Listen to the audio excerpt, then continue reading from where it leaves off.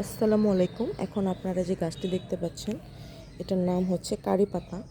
এই যে আমার বিড়াল আমার পিছনে পিছনে চলে আসছে আমাকে ফলো করতে করতে। তো কারি পাতার অনেক গুণাগুণ। Normally Indian food, south Indian food specially রান্নার ক্ষেত্রে এটা ইউজ করা হয়। এটা একটা এক্সট্রা একটা কড়া একটা ফ্লেভার যোগ করে, যা মানে অনেক খাবারকে অনেক অ্যাপিটাইজিং মনে হয় যেটার ফ্লেভারের কারণে। তো বর্তমানে বাংলাদেশেও হচ্ছে। বাংলাদেশের জলবায়ু আবহাওয়া এই গাছটার লাগানোর ক্ষেত্রে অনেক বেশি হেল্পফুল। এই যে আপনারা দেখতে পাচ্ছেন নিচে কিছু গাছ আছে, এগুলো হচ্ছে বীজ থেকে গাছটা হয়েছে।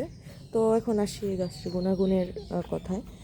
যাদের স্কিনে প্রবলেম অথবা যাদের হেয়ার ফল হচ্ছে, তারাই পাতা বেটে রস করে এটা স্ক্যাল্পে লাগাতে পারেন, তাহলে আপনাদের অনেক উপকার হবে। আর সেকেন্ডলি, আপনারা যদি কখনো মানে হোমমেড অয়েল বানান, সেক্ষেত্রে 2-4টা অন্যান্য ইনগ্রেডিয়েন্টের সাথে 2-4টা যদি কারি পাতা অ্যাড করেন, তাহলে আপনার তেলটাও অনেক বেশি পুষ্টি সমৃদ্ধ হবে, যা চুলের গোড়ার জন্য অনেক হেল্পফুল।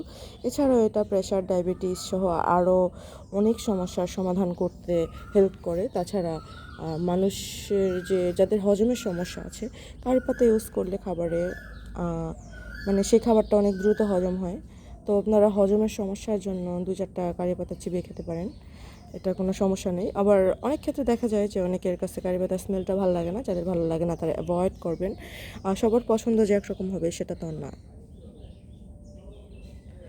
আজকের জন্য এতটুকুই। ধন্যবাদ।